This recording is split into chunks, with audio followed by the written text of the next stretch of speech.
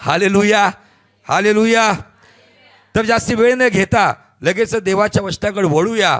योहान 16:33 हे वचन वाचूया आणि प्रभूचं गौरव करूया. माझ्या ठाई तुम्हाला शांती मिळावी म्हणून मी तुम्हाला ह्या गोष्टी सांगितल्या आहेत. जगात तुम्हाला क्लेश होतील, तरी धीर धरा, मी जगाला जिंकले आहे. धीर आमेन. धरा, येशूने जगाला जिंकलेला आहे. आम्ही त्या राजाचे लेकरं आहोत, आम्ही त्या राजाची प्रजा आहोत की तो राजा कोणतंही युद्ध हरला नाही. आणि सर्वोत्तम युद्ध जे कोणताच राजा जिंकू शकला नाही, आणि ते युद्ध म्हणजे मरणावर विजयी होणारं युद्ध. तो केवळ विजयी झाला नाही तर अधोलोकाला त्या दिवशी त्याने रिकामी केलं. अधोलोकाच्या किल्ल्या हातात घेतल्या आणि त्या अधोलोकावरती आमचा अधिकार चालल असा अनुग्रह त्याने आम्हाला दिलेला आहे. आमेन, हालेलुया. लोकांना फक्त रोटी कपडा मकानवाला येशू आवडतो, परंतु त्याच्या पुढे एक येशू तो आम्हाला सांगतो, त्या गोष्टी आम्हाला समजलं पाहिजे. आज अनेकांना लग्नाची घाई झाली म्हणून त्यांनी बाह्य आकर्षणावरती निर्णय घेतला आणि आज कुठंतरी पस्तावा करत आहे. अनेकांनी आपल्या शिक्षणाची साईड निवडण्यासाठी घाई केली, काही लोकांनी काही गोष्टी मिळवण्यासाठी घाई केली आणि त्याच्यामुळं त्या घाईमुळं धीराने न चालण्यामुळं आज कुठंतरी अपयश पदराते, आज कुठंतरी निराशा पदराते. पण हरकत नाही, आमचा देव प्रत्येक गोष्टीमध्ये आम्हाला पुन्हा एक संधी देतो, पुन्हा एक सुरुवात देतो. पुन्हा तो आम्हाला म्हणतो, माझ्या मुलं हरकत नाही, घाई केली पण आता धीराची धाव धाव. आमेन, हालेलुया. तर या धीराविषयी 2 तिमोथी 2 अध्याय वचन 12 मध्ये संत पौल तिमोथेला, एक तरुण पाळकाला एक पत्र लिहिताना तो काय म्हणतो, जर आपण धीराने सोचतो तर त्याच्याबरोबर राज्यही करू. ज्याला राज्य करायचंय त्या व्यक्तीला जर आज प्रत्येक गोष्टीवरती प्रभावशाली जीवन जगायचंय तर त्याला धीरानं सोचणं खूप गरजेचं. कदाचित आमचे निर्णय चुकले, आमच्या जीवनामध्ये आम्हाला जे हवं आहे ते आम्हाला मिळालं नाही, आम्ही प्रत्येक गोष्टीची धडपड केली आणि काही गोष्टीमध्ये आमचे निर्णय घाईचे झाले, त्याच्यामुळं आज कुठंतरी मन दुखी आहे. तर या सगळ्या मागील गोष्टींना फिलिपी 3:14 मध्ये संत पौल म्हणतो की मी मागील गोष्टीकडे दुर्लक्ष करतो, पुढील गोष्टीकडे लक्ष लावतो आणि वरील पाचारण कसं मिळेल त्या बक्षिसासाठी मी धावतो. हेच एक माझं काम. आमेन, हरकत नाही. कदाचित काही गोष्टी झाल्या असेल त्या दोष भावनेतून बाहेर निघा, कारण येशूने वधस्तंभावरती जे अर्पण चढवलं त्याच्यापैकी एक अर्पण होतं दोषार्पण. लोकांनी सर्व दोष त्याच्यावरती ठेवले आणि ते दोषार्पण पण त्यांनी दिलं, त्यांनी पापार्पण दिलं, त्यांनी आपलं बलिदान दिलं, त्यांनी आपल्या जीवनातून दोषार्पण पण दिलं. त्यामुळे कुणी दोषी भावनामध्ये राहू नये. आमेन, हालेलुया. याकोबाचं पत्र 1 अध्याय वचन 1 ते 4 मध्ये तिथं बायबल सांगते की नाना प्रकारच्या परीक्षांना तुम्हाला तोंड द्यावे लागत असेल तर बंधूंनो तुम्ही दुःख नाही आनंदच करा, कारण विश्वासाची पारख उतरल्याने धीर उत्पन्न होतो. त्याप्रमाणे रोमकरात पत्र याचा 5वा अध्याय आणि वचन 2 ते 3 मध्ये सुद्धा मी पाहिलं की तिथं धीराविषयी काय आहे. जसं ख्रिस्ताच्या गौरवी आशेचा अभिमान बाळगा, बायबल सध्या तसंच संकटांचाही अभिमान बाळगा, कारण संकटाने धीर, धीराने शील आणि शिलाने आशा, आणि ती ख्रिस्ताची आशा आम्हाला लाजवत नाही तर आम्हाला महिमेतून महिमेत नेते. हालेलुया. एका व्यक्तीचं कॅरेक्टर त्याच्या जीवनामधल्या धीरावरून समजतं, कारण त्याला माहिती आहे माझा देव मला उशीर करणार नाही, थोडं लेट होत आहे पण मला बेस्ट मिळणार आहे. आमेन, हालेलुया, प्रेज द लॉर्ड. देवाच्या जन्माविषयी आम्ही या गोष्टी पाहिलेल्या आहे. कदाचित तुमच्याकडे धीर आहे परंतु तुमच्या जीवनातली परिस्थिती जे डोळ्याने दिसतंय, कदाचित कानावरती काय येतंय, परिस्थिती जी बिघडलेली आहे, संसारात असेल, तुमच्या जॉबमध्ये असेल, बिझनेसमध्ये असेल, लेकरांमध्ये असेल, कानावरती एक येते, डोळ्याने हे दिसते आणि या गोष्टी काय करतात, आमच्या धीराला दुर्बळ करतं, आमचा धीर कमजोर होतो. आणि ही सेम घटना आमचा विश्वासाचा बाप अब्रामाच्या जीवनात होती. एका बाजूला एक भयंकर युद्ध जिंकून आला, मल्कीसदेकाचा याजक म्हणजे ख्रिस्ताचं दर्शन मिळवलं, जगातलं पहिलं प्रभू भोजन त्याला मिळालं, जगातला पहिला दशांश त्याने दिला. एवढं सगळं असताना पण दुसऱ्या बाजूला तंबूत आल्यावर त्याच्या कानावरती येते की आता याचं वय एवढं झालेलं आहे, याला कुठून मुलबाळ होणार आहे, याचा जो दास, याचा नोकर दिमिश्की एलिएझर हाच वारीस होणार आहे. हे ऐकल्यावरती तो इतका विजय घेऊन आलेला व्यक्ती कुठंतरी निराश झाला. आम्ही पण कधी कधी सेवेत देतो, ऐकतो, प्रार्थना करतो, पण ज्यावेळेस घरी जातो, जगात जातो, अशी काही गोष्ट, नवऱ्याची परिस्थिती, बायकोची परिस्थिती, लेकराची परिस्थिती, तुमच्यावरचे दोष, तुमच्याबद्दलची गैरसमज, आर्थिक अडचणी, यातून कुठंतरी निराशा येते. आणि ती निराशा काय करते? आमच्या धीराला कमजोर करते. आमचं धीर हा दुर्बळ व्हायला लागतो. मग त्यावेळेला अब्रामाने जे केलं ते तुम्ही आणि मी करायचं आहे. त्याच्यासाठी जाऊया आपण इब्रिकरास पत्र 6 अध्याय वचन 14 आणि 15. अब्रामाने आपल्या धीराला कसं सावरलं याविषयी आम्हाला पाहायला मिळतं. नीट ऐका. मी तुला आशीर्वाद देईलच देईल व तुला बहुगुणित करीलच करील. त्याने धीर धरला म्हणून त्याला अभिवचनानुसार लाभ झाला. आमेन. आमेन. म्हणजे काय मिळालं त्याला? ज्या वेळेला त्याच्या कानावरती उत्पत्ती 15 अध्यायाच्या सुरुवातीलाच देवाचं वचन एका वेगळ्या पद्धतीने आलं. देव नाही आला, देवदूत नाही आला, तर बायबल सांगतं दर्शनामध्ये देवाचं वचन अब्रामाकडे आलं. आणि ते वचन काय म्हणतं? हे अब्रामा, भिवू नको. वास्तविक एक मोठं युद्ध जिंकून आलं होतं, त्याला कुठलं भय होतं? हे अब्रामा, भिवू नको, मी तुझी ढाल आहे. त्याला कशाची ढाल पाहिजे होती? त्याला पुढच्या जनरेशनची वाढ कशी होईल त्याची ढाल पाहिजे होती. आणि तिसरी गोष्ट म्हणतो, मी तुझं अत्यंत मोठं प्रतिफळ आहे. या 3 गोष्टी उत्पत्ती 15:1च्या सुरुवातीला अब्रामाकडे येतं. ते ऐकल्यावर अब्राम म्हणतो, देवा तू काय बोलतो? मी निर्वंश जाणार का? हा एलिएझर जो आहे तो माझा वारीस होणार का? तर परमेश्वर म्हणतो, जे आता श्रेष्ठांनी वाढलं, मी तुला आशीर्वादित करीलच करील, मी तुला बहुगुणित करीनच करील. परमेश्वर म्हणतो, तुझी संतान, तुझा वारीस, तुझा वंश पुढे घेऊन जाईल. आणि ते ऐकल्यावरती पुन्हा अब्राम स्थिर होतो. का? कारण कुठंतरी अब्रामाचा धीर काही वर्षांनी सुटला होता. का तुमचं माझंही असंच होतं. आम्ही मोठमोठ्या गोष्टी ऐकतो. देव म्हणतो, मी तुला हे करणार, मी तुला ते करणार, तुझं नाव मोठं करील, तुला गौरव करील. इथं अजून रस्ता तळ्यात चाललोय. पण त्यावेळेला माझ्या कमजोर धीराला अभिवचनाचं टॉनिक ज्यावेळेस मी पाचतो, तो टॉनिक पिल्याबरोबर तो धीर तरतरीत होतो. हालेलुया. तुमच्या कानावर जगाच्या गोष्टी किती नकारात्मक पडू द्या, तुमच्या डोळ्याने किती नकारात्मक दिसू द्या, आम्हाला तो अब्राम माहिती. तो म्हणतो की जे अस्तित्वात नाही ते अस्तित्वात आणणारा देव माझ्या दृष्टीने आहे. माझा आणि तुमचा देव जे अस्तित्वात नाही ते अस्तित्वात आणू शकतो. हे अभिवचनाचं टॉनिक तुमच्या कमजोर आणि बेचैन झालेल्या धीराला पाजा आणि त्यांना म्हणा की तू आता मजबूत हो. कारण अभिवचनाद्वारे जर अब्रामाला लाभ झालाय तर आम्ही पण अब्रामाचे आशीर्वाद ख्रिस्त येशूमध्ये मिळवतो, तर ते आशीर्वाद मलाही मिळतील आणि माझा कमजोर धीर हा ताकदवान होणार. हालेलुया. Praise the lord. अब्रामाने ज्या वेळेला या गोष्टी अभिवचनाद्वारे लाभ झाला, अब्राम आपल्या एकुलत्या एक मुलाला बलिदान करायला निघाला. का निघाला असेल? काय वाटतं तुम्हाला? त्याच्याही समोर आव्हान होतं की आता देवाने एक मुलतं जे दासीकडून झालं ते पाठवून दिलं इस्माईलला, आणि आता या मुलाला तो मागतोय. तर अब्रामाने कुठल्या डेअरिंगने आपल्या मुलाचं अर्पण करायला निघाला. इब्री 11 वचन 17 ऐका काय सांगतं. अब्रामाने आपल्या विश्वासाची परीक्षा होत असता विश्वासाने इसहाकाचे अर्पण केले, ज्याने वचने स्वीकारली होती. वास्तविक अभिवचने ती. देव त्याला सुरुवातच त्याला बोलवताना म्हणतो, मी तुला हे देईल, मला तुला ते देईल, या सर्व पृथ्वीवरचं सगळं काय तुला देईल, आणि सगळ्यात मोठी गोष्ट मी तुला आशीर्वाद बनवील.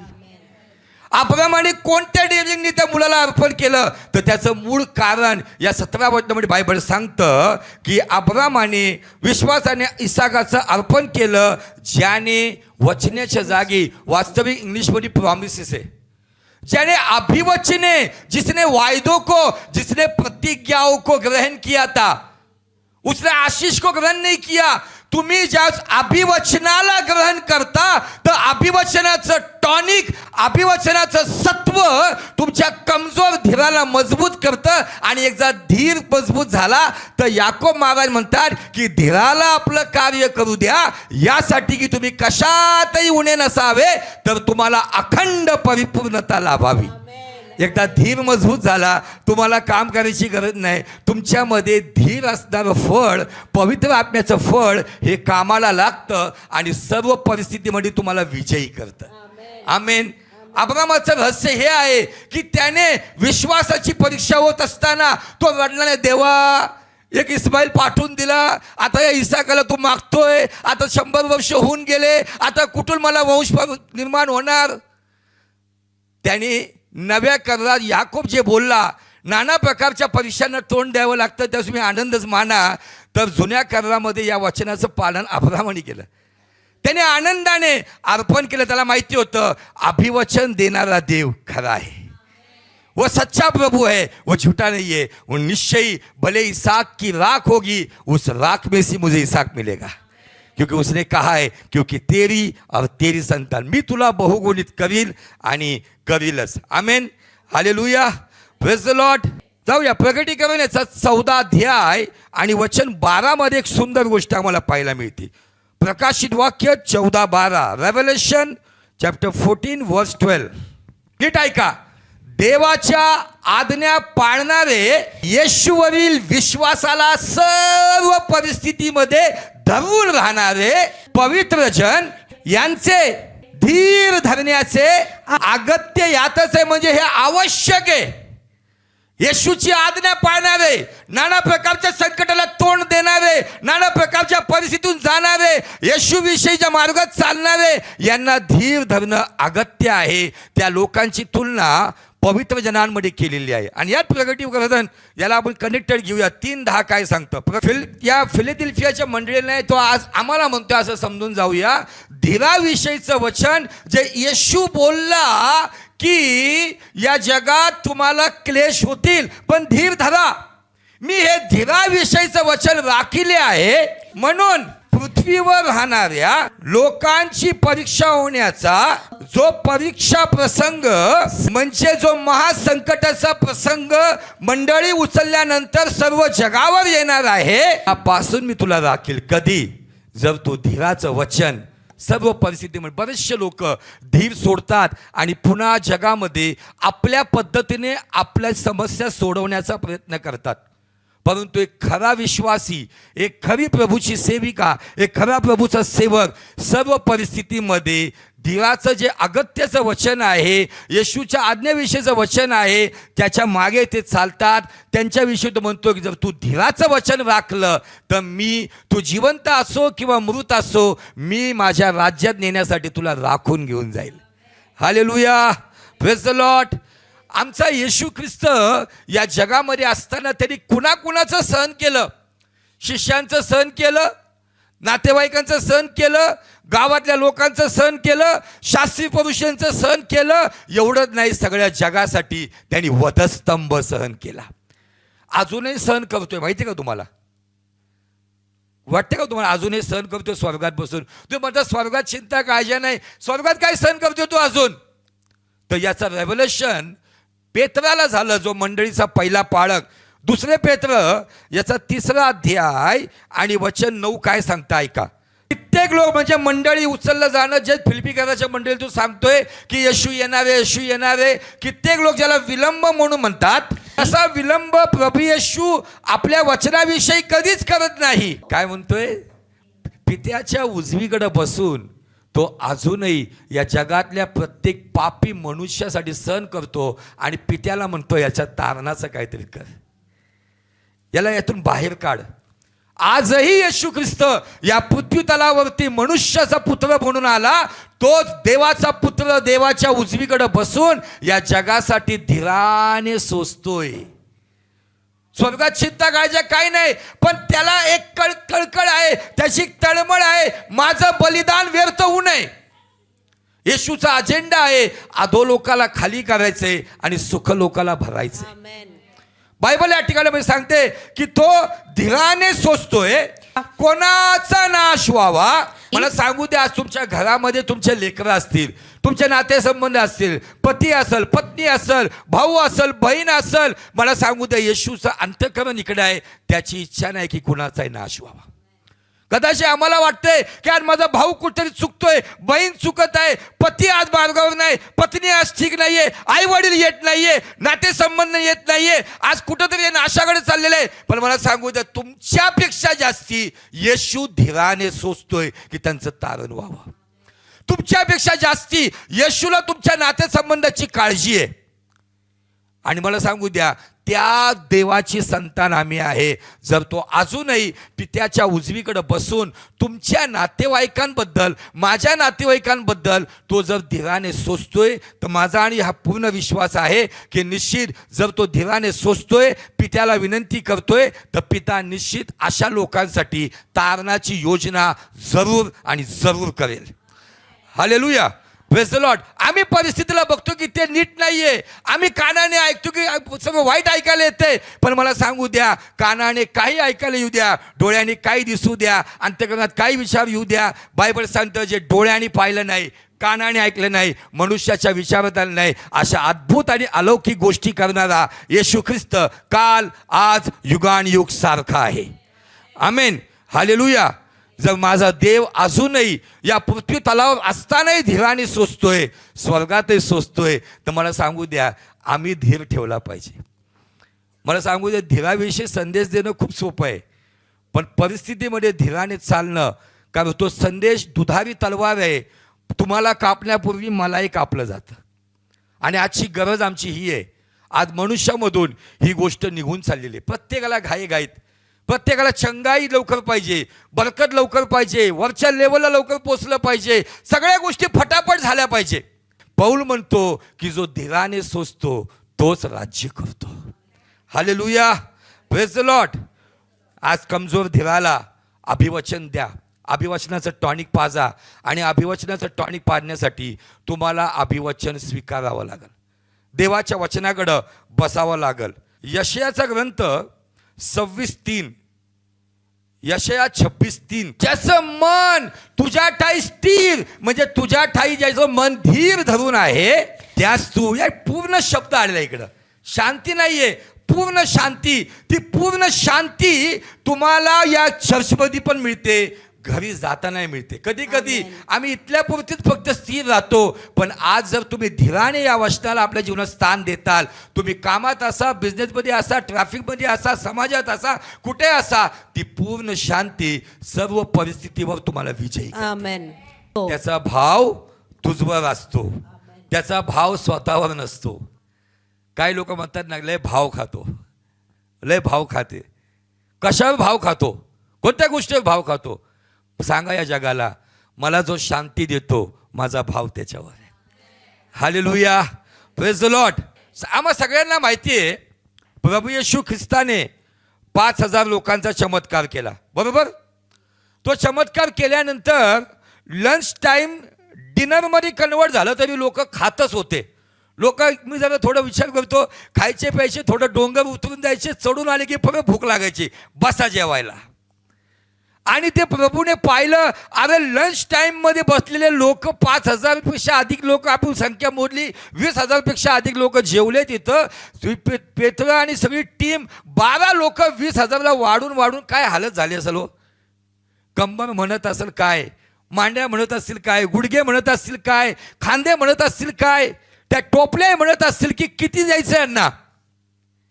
आणि हे लंच टाईमचं जेवण डिनरपर्यंत चाललं, तरी लोक खात होते. प्रभूने सगळ्या 12 लोकांना धरलं, जबरदस्तीने नावेपाशी आणलं, जावा पलीकडं म्हटलं. एक तर दिवसभर ही त्यांनी किती प्रकारची सेवा केली माहिती आहे का? 3 प्रकारची सेवा केली. नंबर 1, व्हॉलेंटियरशिप केली, स्वयंसेवक, सगळ्यांना लाईनीत बसवलं. नंबर 2, वेटरचं काम केलं, वाढपी.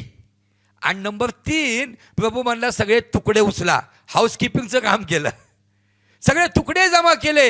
ही सेवा करून त्यांना पाठवून दिलं. त्यांना खायला मिळालं का नाही मिळालं काय माहितीच नाही, लिहिलं नाही तिथं, पण गेले बिचारे, निघाले. कधी कधी असंच होतं, गावभर आम्ही जेवण वाढतो, आपल्यालाच नाही राहत.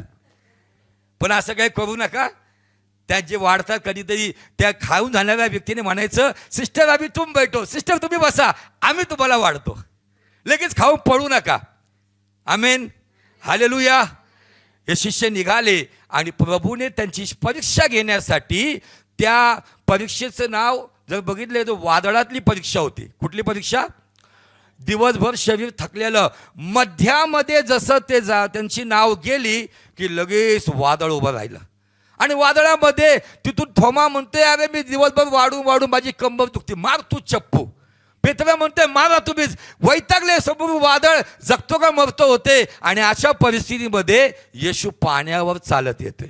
येशू पाण्यावर चालत येतोय. त्यांना वाटलं भूत आलं काय, पण येशू ख्रिस्ताने त्या वादळामध्ये जे शब्द बोलला ना, ते शब्द त्या काळातल्या लोकांसाठी होतेच होते, पण आज तुमच्या आणि माझ्यासाठी. घाबरले होते, भयभीत झाले होते, त्याला कळाना काय चाललंय प्रकार. त्या येशू त्यांना लागलेच म्हणाला.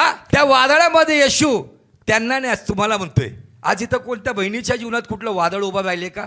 कदाचित इथं वर्शिप टीममध्ये तुम्ही आहात, चर्चमध्ये आहात, तुम्ही सेवा केल्या घरी गेले वादळ उभा राहते. पण प्रभू म्हणतोय, माझ्या मुला, माझ्या मुली, धीर धर. आमेन. हालेलुया. कितीतरी सांत्वन आणि कितीतरी असा अभिषेक आणि कितीतरी असं उत्तेजन मिळतं या एका शब्दातच. मला सांगू द्या, ते लोक सेवा करून निघाले. कधी कधी असं होतं, प्रभू तुझी सेवा करत आहे आणि सेवा करून गेलं हे वादळ.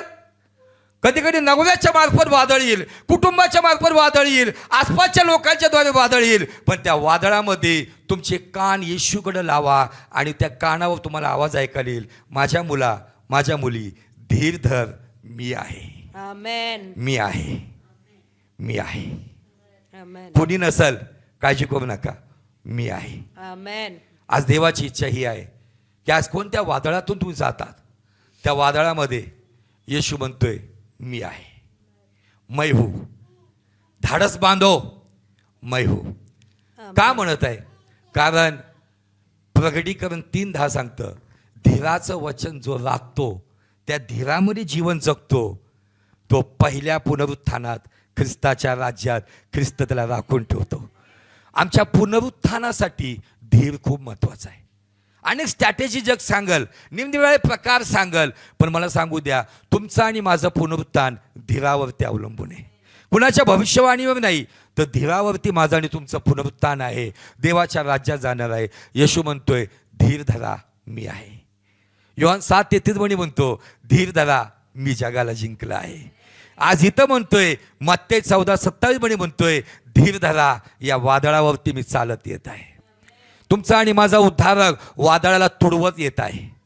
पण त्या वादळाला बघून बेचैन होऊ नका. त्या वादळ उठलेल्या परिस्थितीला बघून दोष भावनेत जाऊ नका. वादळाकडे पाहून दुःखी होऊ नका. काळजी करू नका.